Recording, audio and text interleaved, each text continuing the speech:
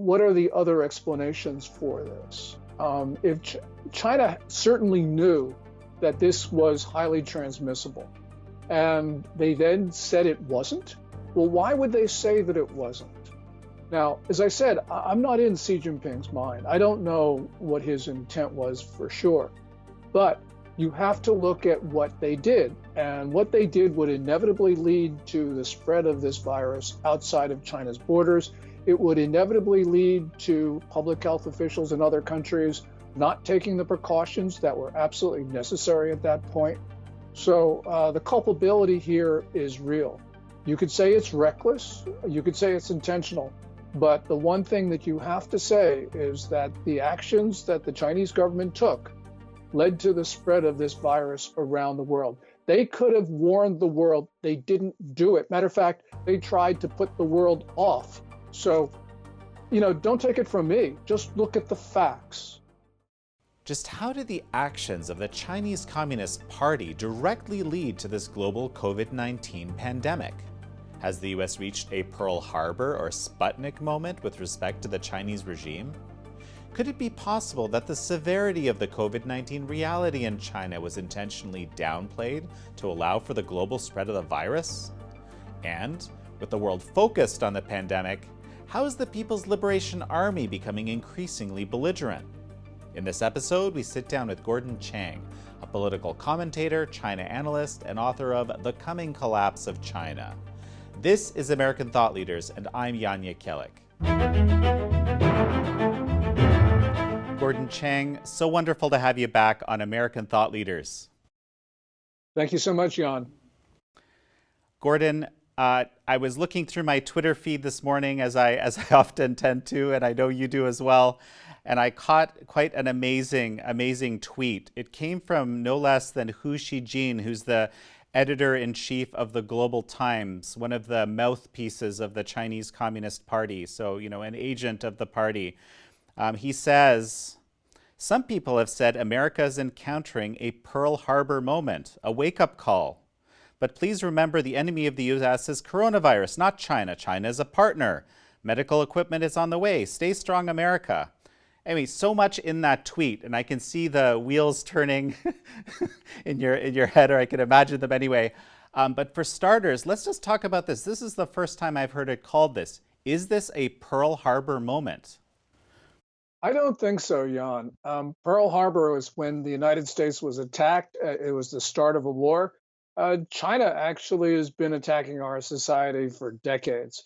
And it was last May that People's Daily ran a piece from Global Times, which said that China had declared a quote unquote people's war on us.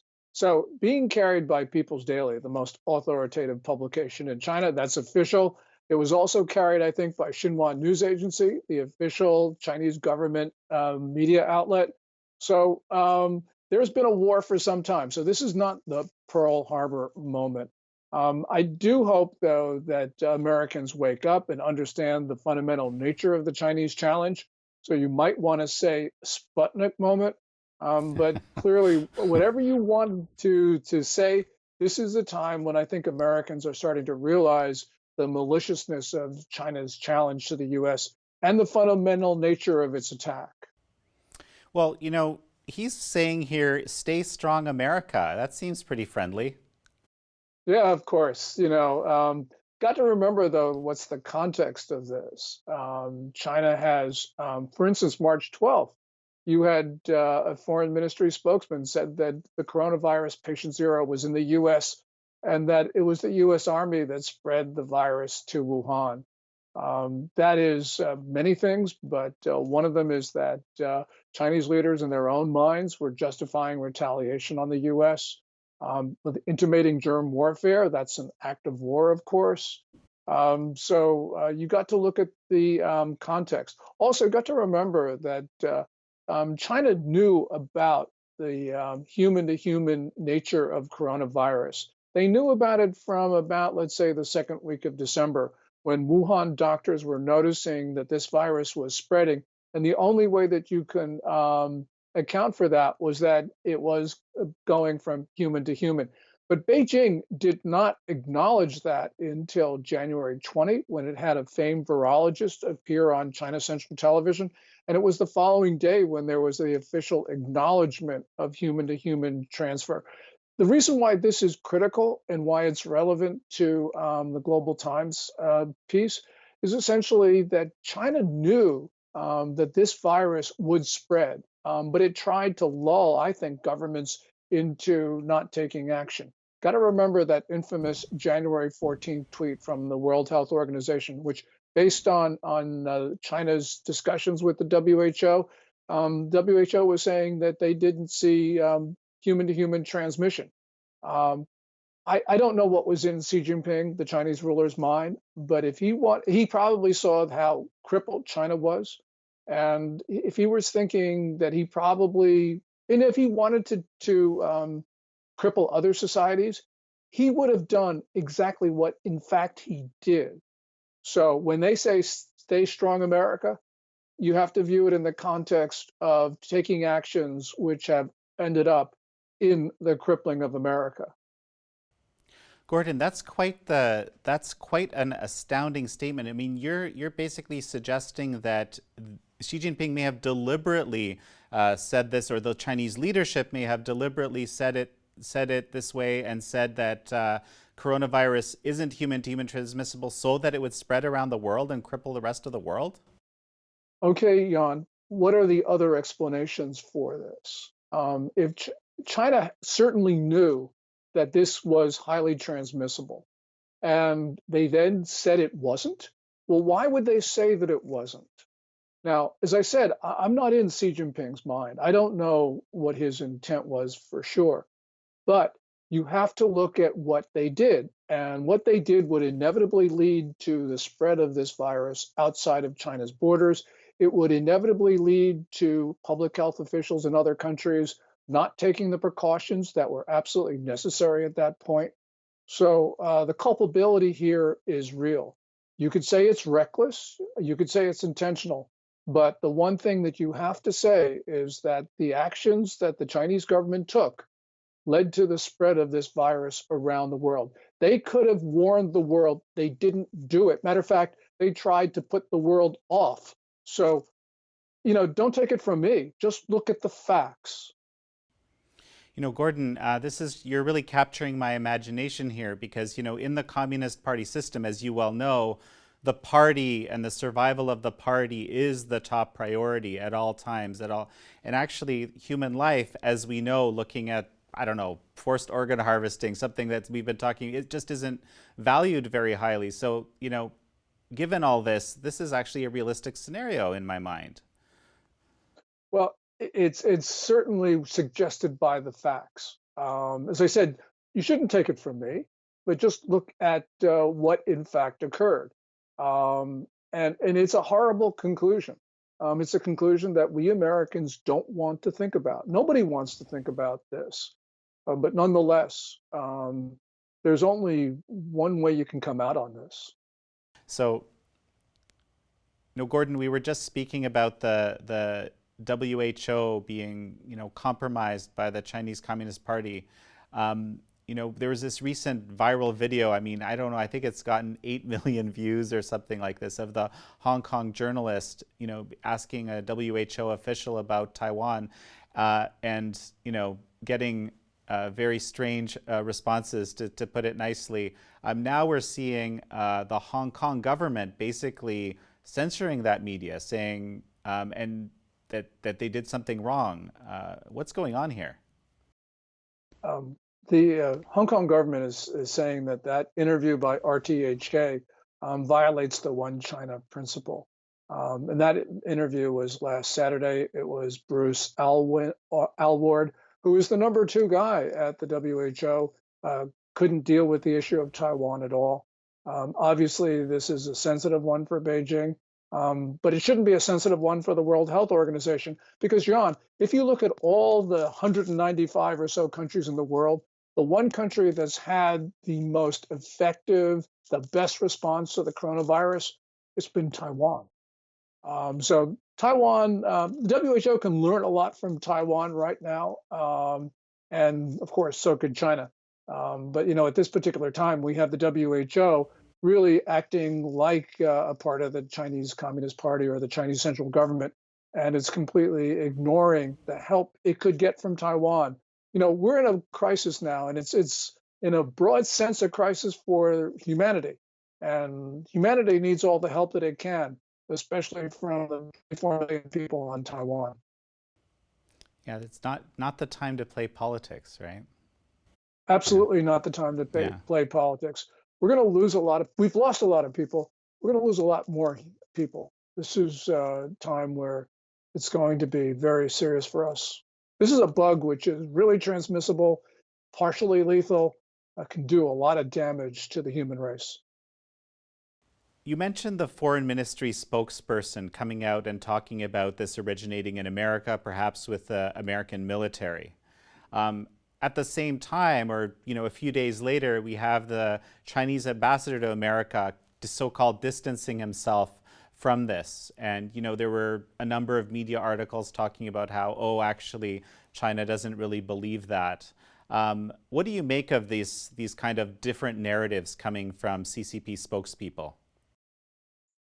There's a number of different interpretations for that. And matter of fact, there is that Reuters article that talked about the split in the foreign ministry between the older, more senior folks who have a more benign view, or supposedly more benign, and the younger ones who are nationalists, like, for instance, Zhao Lijiang, the author of that March 12th tweet. But whatever it is, and this is a very long conversation. The one thing that we have not heard the Chinese Foreign Ministry issue an apology to the United States for that inflammatory, dangerous, false tweet. And that was not the only tweet on that day. There were 3 tweets from the foreign ministry's spokespeople. So until we have that apology, I think that we have to take a dark view of what's going on. As I said, I don't know.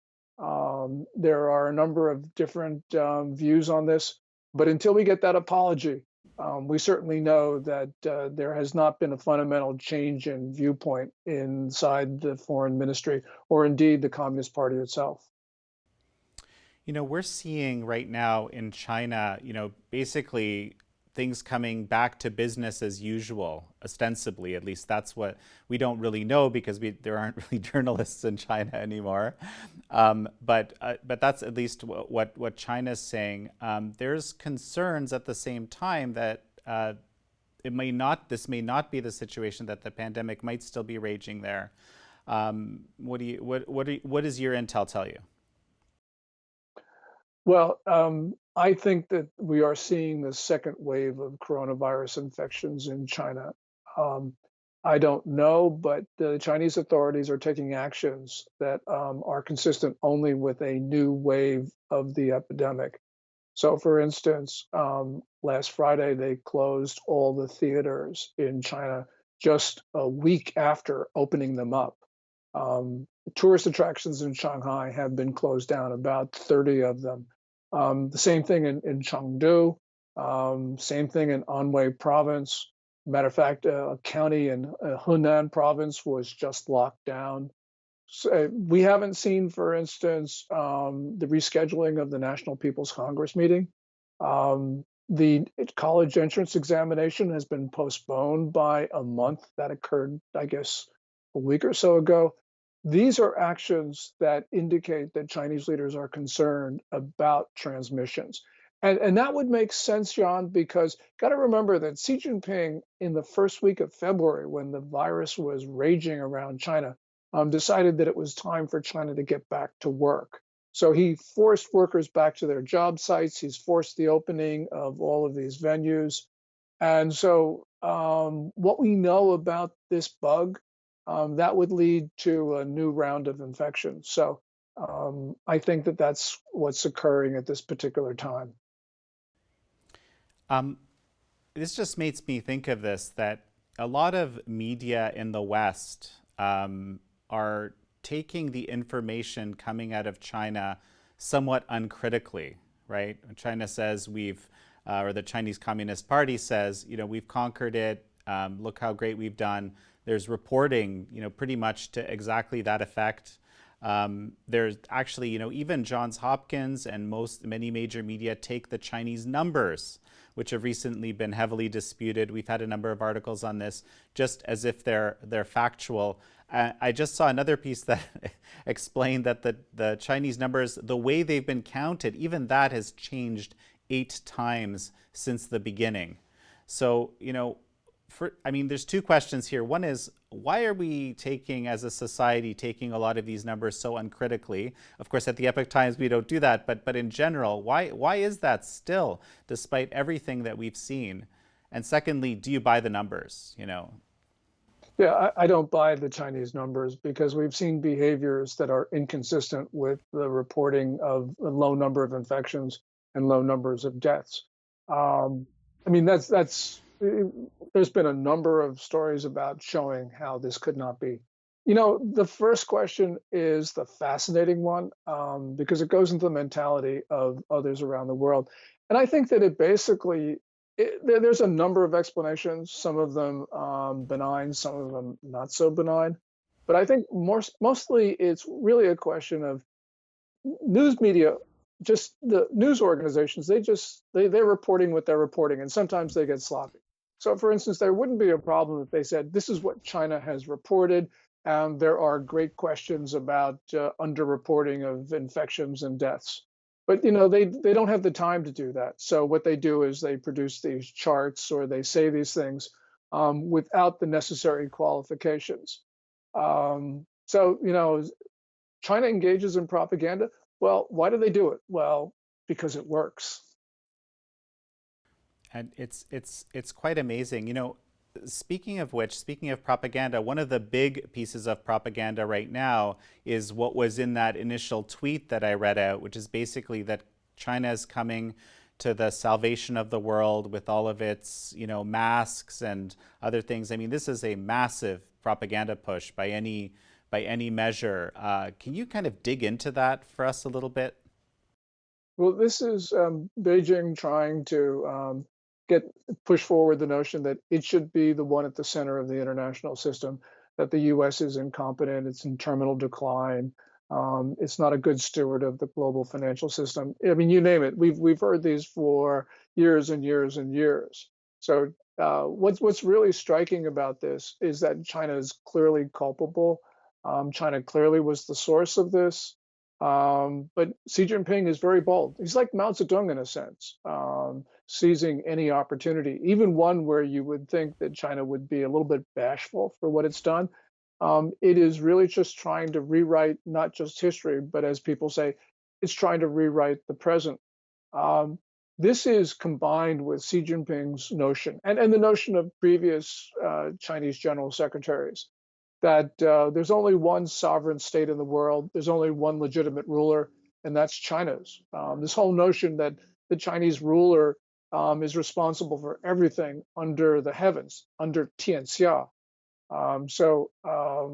When you combine China's propaganda push in terms of the coronavirus and their just general notions that they have the right to rule the world, it gets really scary.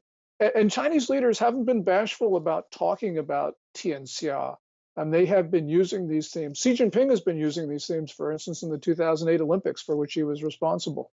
You look at the motto for the Summer Games that year. You look at some of the things that he's been saying recently, and some of the things he's had his foreign minister, Wang Yi, say, very clearly pointing to the notion that that everybody else is a subject of China, and that we're all vassals of the greater celestial court in Beijing.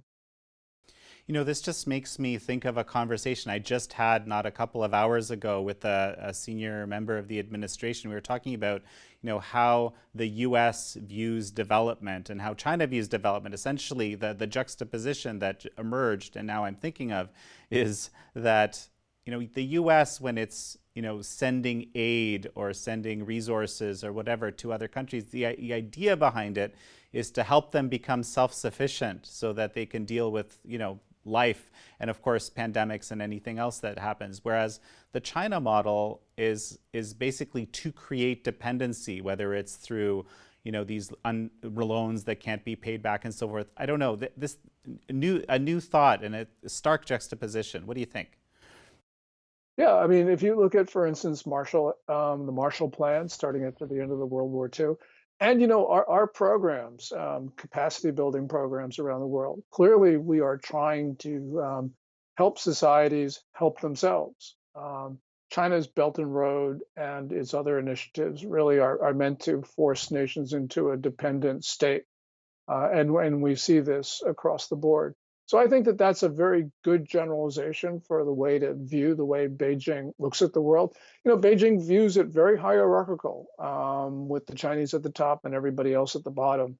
So you don't see what the U.S. has been trying to do. You don't see the Chinese doing this, and we've got to be concerned because a China-centric world would be so much worse. And I think people around the world understand that. It's just that China right now looks invincible, especially coming out of the coronavirus, allegedly. But as I said, I think that the second wave of this bug is the bug gets the last word. And the second wave of this bug is, I think, going to, end for a very long time. This notion that China is going to dominate the 21st century.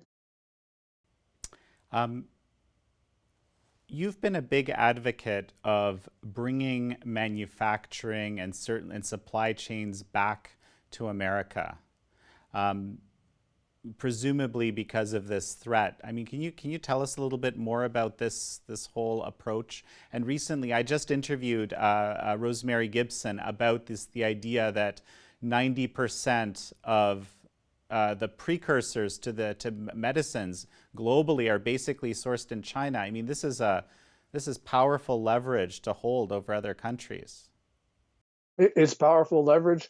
China has threatened to use that leverage in connection with the coronavirus epidemic. Remember, Xinhua News Agency, first week of March, talked about plunging, quote unquote, plunging the United States into the, quote, mighty sea of coronavirus. But this was more than just an idle threat. As Peter Navarro, President Trump's trade advisor, has said, that China nationalized the production of a U.S. factory in China, the one that was making N95 masks. Also, Maria Bartiromo of Fox News and Fox Business mentioned on air a number of times that China actually turned around a ship which was carrying medical protective gear, gowns, masks, whatever, gloves, that were headed to New York hospitals. It turned it around because China decided it wanted it itself. So there's no question that China is willing to go to great lengths to use its position in the global supply chains to get what it wants. So that means that we're just not left with very much choice. As Rosemary Gibson, who is really the Paul Revere in many ways, has been saying with her book and with her many public appearances, this is just crazy.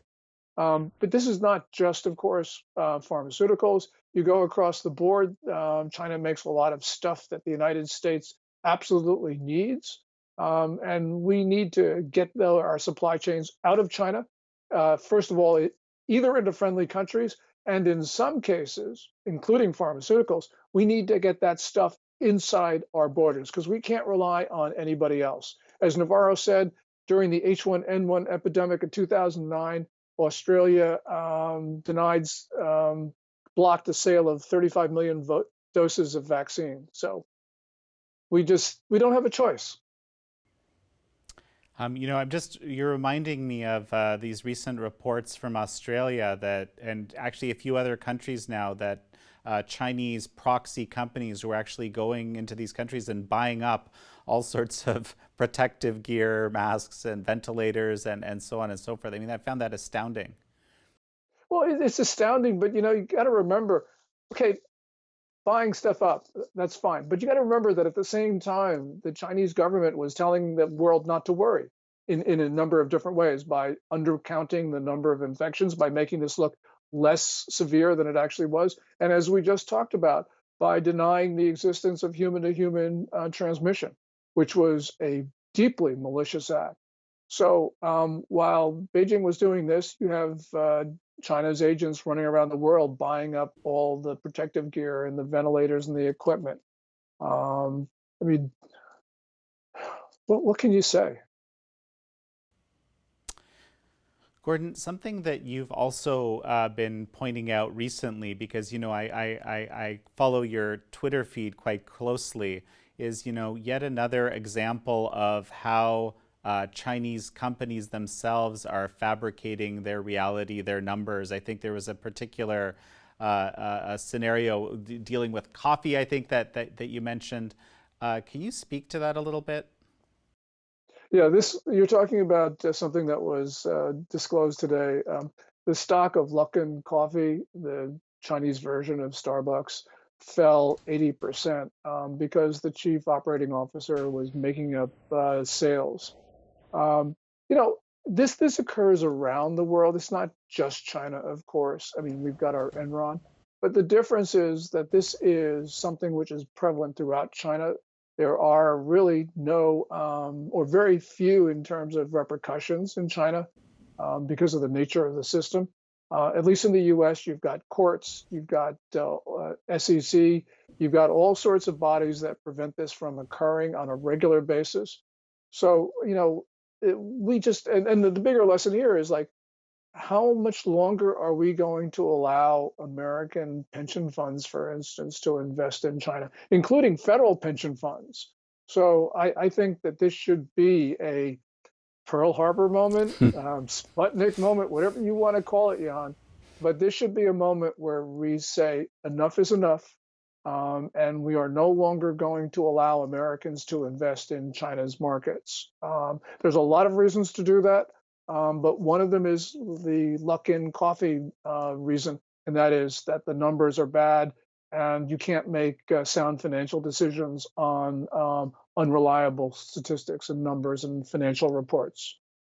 I'm hearing a lot of rumblings from all sorts of people about, these ideas that you're describing right now. At the same time, Peter Navarro, we were talking about him earlier, he's in the process of drafting this Buy American executive order. And I've been kind of tracking a bit of the pushback there, where some of the what we call the big pharma lobby is saying, no, this isn't really a good idea. So, given you believe this is a no-brainer. Rosemary Gibson believes this is a no-brainer. I think a lot of Americans, from what I'm hearing, think it's a no-brainer. Why would they be pushing back against this? Well, because they're making money by keeping their production in China. It costs money to move it.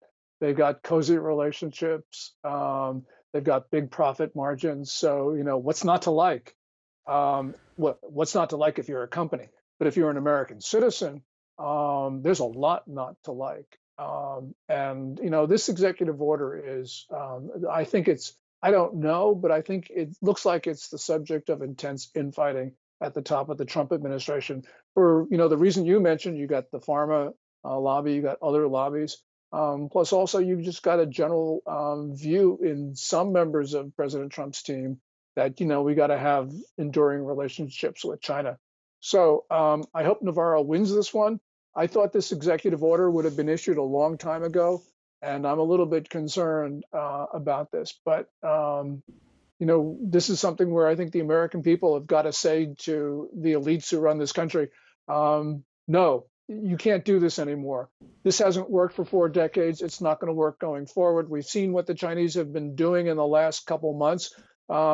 This must not stand. What would you say to Big Pharma to entice them to change, as you're suggesting? Well, I don't know if there's anything that Gordon Chang can say to entice them. But if I were president of the United States, I would issue that executive order. And I would say to Big Pharma, if you don't like this executive order, I'm going to use the Trading with the Enemy Act of 1917 because I'm going to declare China to be an enemy because they declared us to be an enemy. I'm going to use my powers under the International Emergency Economic Powers Act of 1977. I'm going to make life really miserable for you. But of course, I'm not president of the United States. I've also noticed something that was also in your Twitter feed in terms of, sort of offering advice to policymakers. And this one hits home because I'm Canadian, as you know. that the Canadian Prime Minister recently, was describing Taiwan as being part of a greater China, which of course, Taiwan wouldn't be very thrilled with at all. And you have some, strong thoughts on it. I thought you'd give you an opportunity to offer your opinion. Matter of fact, just before starting this conversation with you, I was about to send out another tweet on Canada. Um,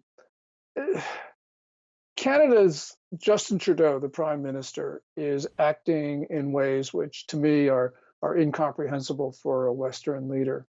Um, I guess he's just trying to curry favor with Beijing, but nonetheless, this hasn't worked for Canada. They still have the two Michaels who have been detained now for more than a year. Yeah. So Canada is sort of acting like a Chinese colony, sort of like the 34th province of China, or part of Greater China or something. He doesn't seem to be acting like a Western leader. And this has consequences because we share a pretty long border with the Canadians. And that border has always been undefended, or at least since the War of 1812. So for us, this is a matter of importance that we've got another leftist, another sort of like neo-communist running Canada. Um, I'm sure Justin Trudeau would say that he's not, but when you look at his actions, you have to say that they are very consistent with what Beijing wants, and they're not consistent at all with what many people in Canada want. And more pertinent for this discussion, they're not consistent with what the United States wants. So, we don't need China on our border. What would your advice be to the Canadian leadership? It's good I'm not president of the United States, Jan. Gordon, when we were speaking earlier, you mentioned that it's we're actually in a bit of a dangerous time right now for the world, I guess. Tell me what you're thinking. Yeah, there's so many things that China is doing to try to achieve its very dangerous ambitions.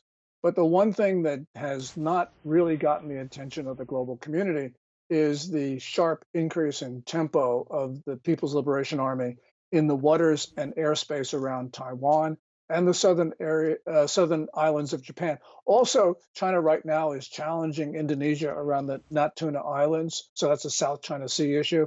Beijing is acting in ways which are extremely provocative and belligerent at a time when the political system in China might be under stress. Certainly looks that way. So we can't rule too much out right now, and we got to make sure that we can deter China from engaging in military misadventure.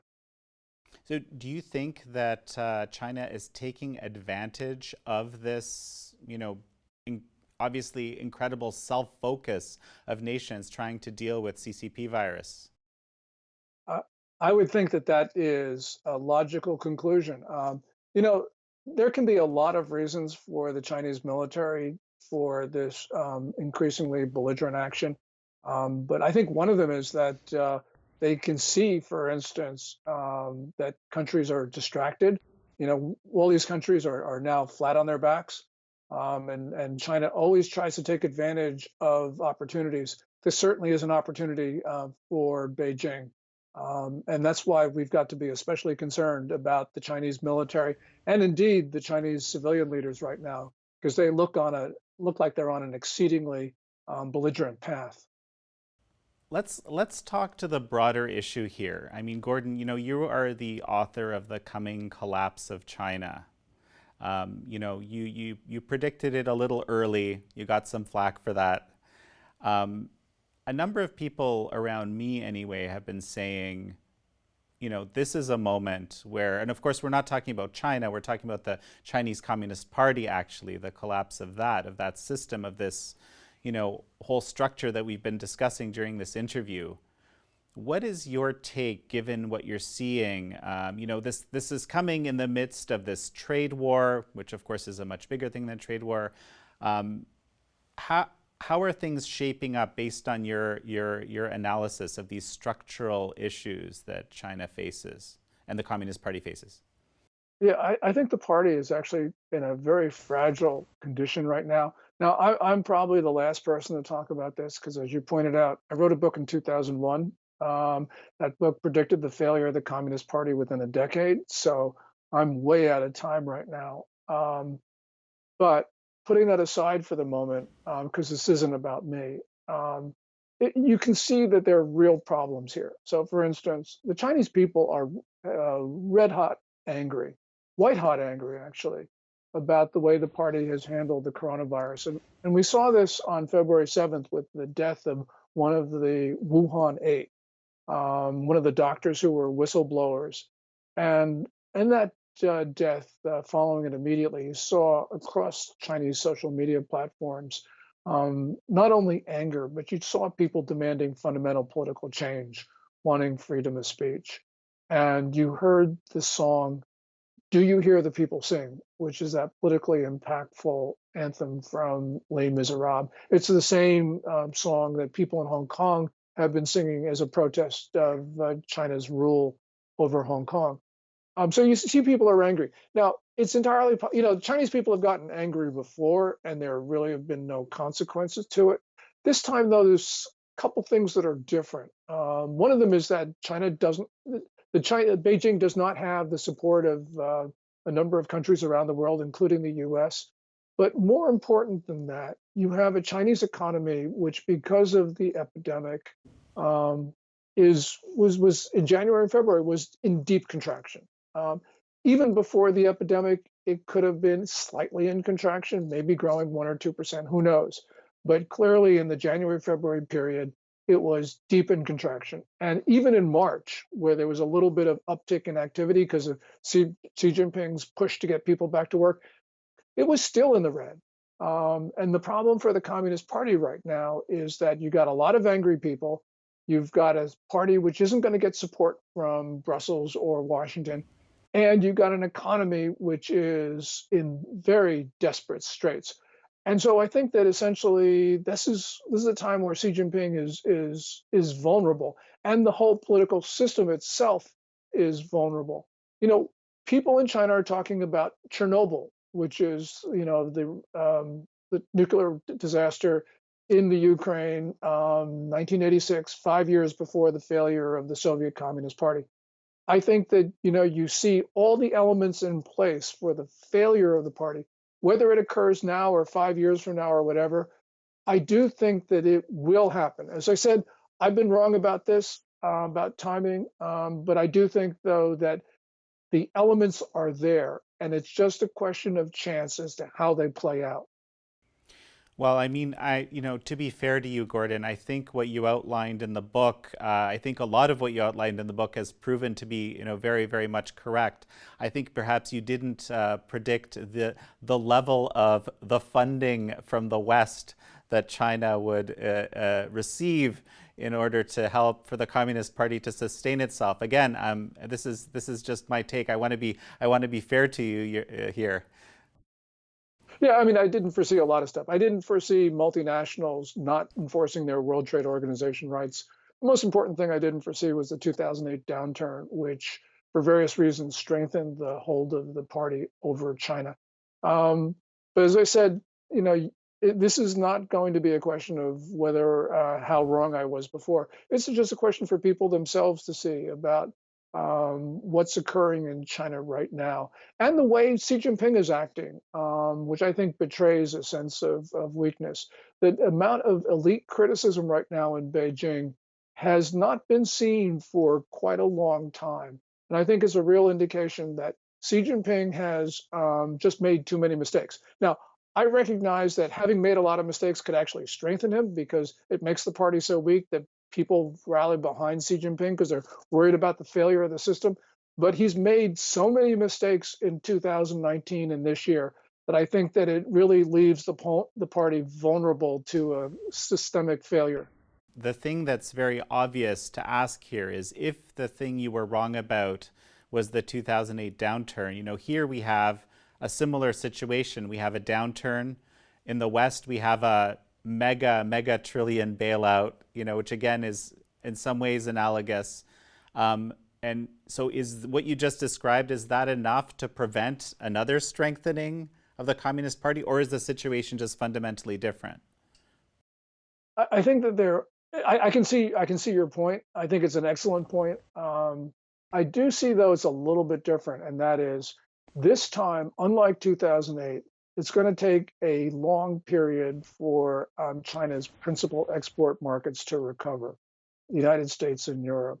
And that means China's not going to have anyone pulling it out of the hole this time.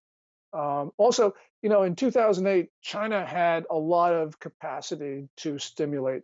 Now they don't have that because of debt and a lot of other things. I mean, they built just too many high-speed rail lines to nowhere. Their real estate market is just completely overbuilt. These are things which weren't true, or at least weren't true to the same extent in 2008.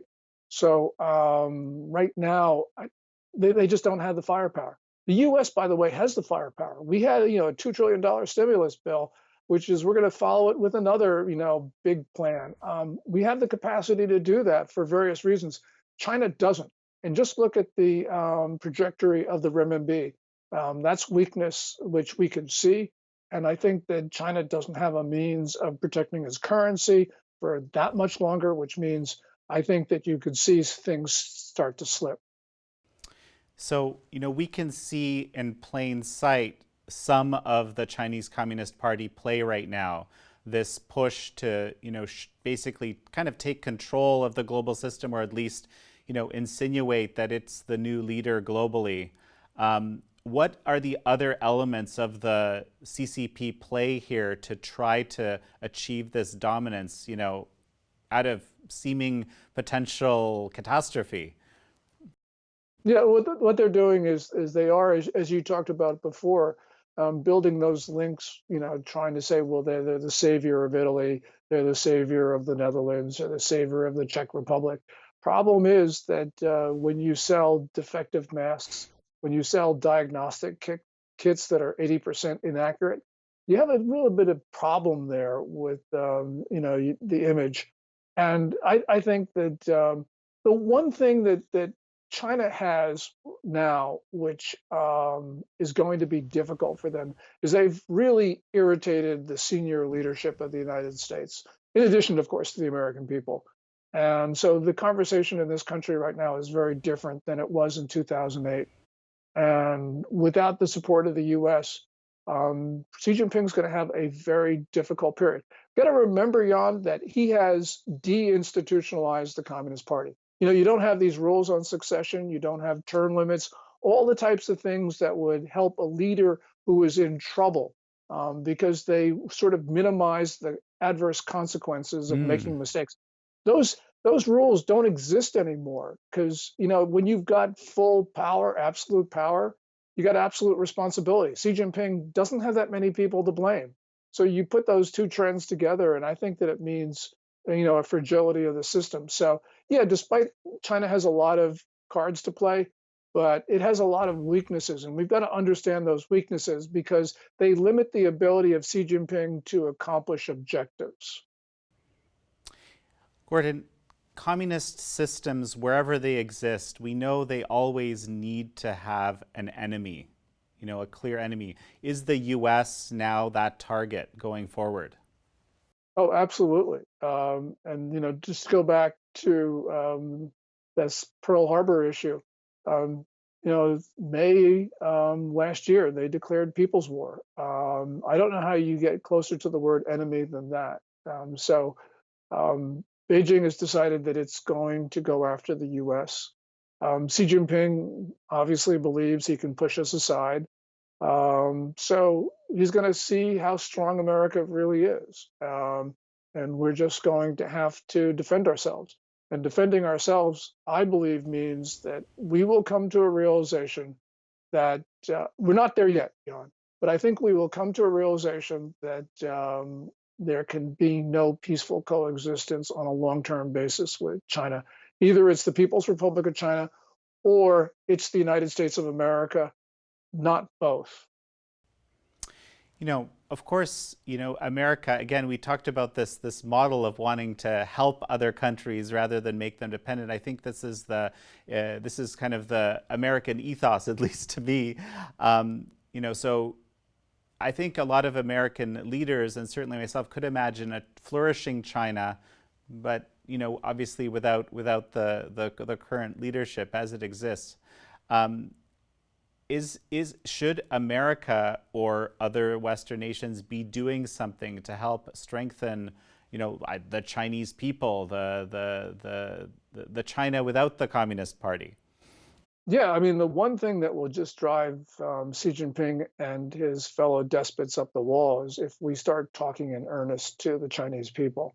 That is the one thing that they cannot abide. We need to stop these conversations that we have, these buddy buddy conversations with Xi, and start saying to him in public, you're going to be gone. We believe that it's in the national interest of the United States to seek the end of the Communist Party rule to China. And we're going to do just about everything we possibly can. In other words, we need to say to Xi Jinping what we said to a succession of Soviet leaders. It took a Ronald Reagan to sort of crystallize that after a number of US presidents took a much softer line. But we have, someone called Donald John Trump who has given the Chinese a little bit of a difficult time, even though he sometimes uses overly generous language when he addresses Xi Jinping. I believe that there's a leader in the White House who is unpredictable enough. And even, you look at the Democratic Party, the establishment wing of the Democratic Party, Chuck Schumer, minority leader in the Senate, Nancy Pelosi, Speaker in the House, they have posture on China was actually tougher than Trump's. So there's just no really good solution, I think, for the Chinese right now. Whoever wins in November is going to give them a hard time, and that's a good thing. Well, what would some sort of, peaceful change, like a best case scenario, look like? I mean, I think you must have imagined what this might look like. Yeah, it looks like Xi Jinping waking up one morning and said, "Oh my God, for decades I've been wrong, and I'm going to hold national elections tomorrow." Not likely. if No, if you look at political change in China, it's had two revolutions: the 1911 revolution and the one that was succeeded in 1949. Both of those involved great loss of life. And unfortunately, the Communist Party has made sure that in China, you don't have those elements that could lead a peaceful change. So we've got to be very concerned about how political change in China works out. Um, but, we can always hope for the best. Long term, Jan, I think the Chinese people get it right. They want the same things we want, and they're perfectly capable of getting there. So we shouldn't underestimate them. But nonetheless, they've got a malign political system that is going to do its best. As you said, their number one goal is to stay in power, Communist Party. So they're going to make this as bloody and as atrocious and as tragic as possible. Gordon, just before we finish up, I wanted to talk a little bit about the naming of the virus. There's been a lot of discussion about this, both in the administration, on social media. We have Wuhan virus, Chinese virus. We have the Epoch Times version, CCP virus. I'm sure you understand why. What are your thoughts? Well, I'm Chinese American, and you heard a lot of people say that the geographical designation, Wuhan virus, Chinese virus, is racist. Well, it's not racist because you have to look at it in the context in which the president, the vice president, and the secretary of state has used those terms. This is after China, for basically the beginning of February, has engaged in this campaign to tar the United States on all things epidemic. And also that March 12th tweet that we talked about earlier, saying the virus started in the US. Well, President Trump was making the point in a graphic way that this virus did not start in America. This virus started in China, and we're just not going to put up with this. So I'm very happy to have heard him say those things because he was defending my country. And we Americans have to understand that we have a common enemy. That common enemy means us harm. That common enemy has been attacking us for a very long time, but has stepped up the pace and tempo in recent months. And whether people like President Trump or not, whether they're going to vote for him in November, whether or not, I don't care. We've only got one president, and we need someone to defend us between now and January of next year. Gordon Chang, such a pleasure to have you on. Thank you so much, Jan. I really appreciate the opportunity to talk to you.